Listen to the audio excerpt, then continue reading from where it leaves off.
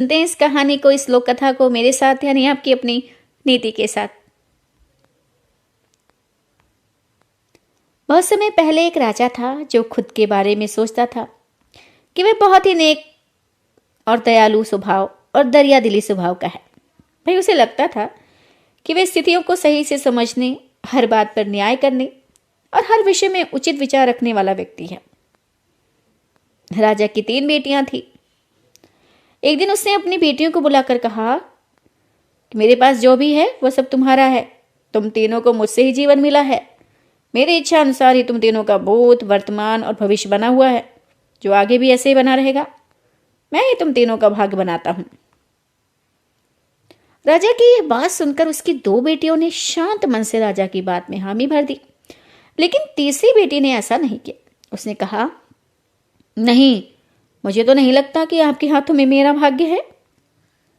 राजा ये सुनते ही गुस्से में आ गया। उसने अपनी तीसरी बेटी की कही बातों को एक चुनौती के रूप में स्वीकार किया। उसे खुद को अपनी तीसरी बेटी के सामने सही साबित करने की ठान ली और उसे जेल में बंदी बना दिया। इस वजह से राजा की तीसरी बेटी कई सालों तक जेल में ही बंद रही। राजा और उसकी बाकी की बेटियां राजसी जीवन जीते रहे। इधर राजा मन ही मन सोचता है कि ये मेरा ही हुक्म है जो मेरी जिद्दी बेटी जेल में कैद है। लोगों को भी यही लग रहा होगा कि राजा का ही हुक्म है जो उसकी बेटी को ऐसा भाग्य मिला है। उसकी प्रजा के लोग भी सोचते थे। उन्हें लगता था कि राजा की तीसरी बेटी ने जरूर कोई गलत कार्य किया होगा, तभी उसे जेल में कैद करके रखा गया है, वरना कोई भी पिता अपने बेटे के साथ भला ऐसे क्यों करेगा। राजा कभी कभी जेल में कैद अपनी तीसरी बेटी से मिलने के लिए जाता था। उसकी बेटी बहुत कमजोर हो गई थी, लेकिन अभी भी उसके विचारों में कोई बदलाव नहीं आया था। मगर राजा अपनी कमजोर होती बेटी की हालत और नहीं देख पा रहा था। एक दिन उसने अपनी तीसरी बेटी से कहा, देखो, इस तरह से तुम्हारा जिद करना मुझे बहुत गुस्सा दिलाता है।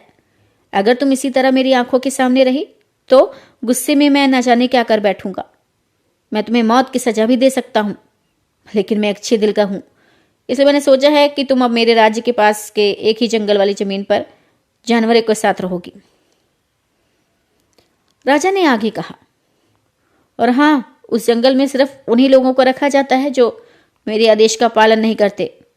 तुमने भी जिद की और तुम्हारी ये हालत हुई, इसलिए तुम भी अब वहां मौजूद लोगों के साथ अपना पूरा जीवन काटोगी। इसके बाद तीसरी बेटी को उस जंगल की जमीन पर रहने के लिए भेज दिया गया। वहां वह फल और सब्जियां खाने और एक गुफा में रहने लगी। उसके पास पीने के लिए झरने का पानी और ठंड से बचने के लिए सिर्फ सूरज की धूप का ही सहारा था। वहां की खुली हवा में रहते हुए और फल फूल खाते खाते वह जल्द ही पूरी तरह से स्वस्थ हो गई। उसने वहां पर खेती करना भी शुरू कर दिया।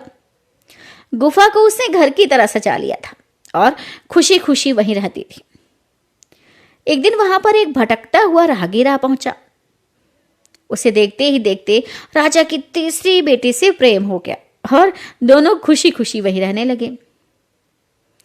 उस जंगल में उन दोनों के अलावा और भी कई लोग रहते थे, जिनकी मदद से उन्होंने उस जंगल को एक शहर के रूप में बदल दिया।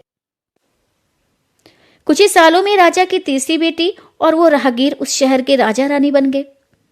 अब उनके शहर की चर्चा दूर दूर तक होने लगी।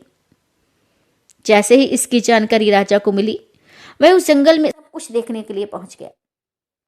जब उसने वहां की राजगद्दी पर अपनी बेटी को बैठे देखा और साथ में खूबसूरत युवक को, तो उसके होश उड़ गए। राजा की बेटी ने अपने महल में अपने पिता का पूरे सम्मान के साथ स्वागत किया।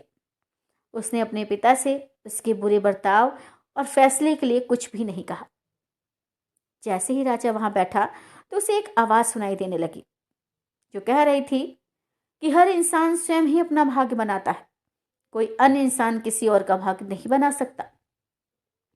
इसके बाद राजा को स्वयं ही अपनी गलती पर पछतावा होने लगा और उसने अपनी सभी बेटियों को अपने भाग्य से आजाद कर दिया। उसने अपनी तीनों बेटियों से कहा, भले ही तुम तीनों का भाग्य मेरे हाथों में है, लेकिन हर व्यक्ति खुद ही परिस्थितियों के अनुसार अपना भाग्य और अच्छा बुरा बना सकता है। समाप्त।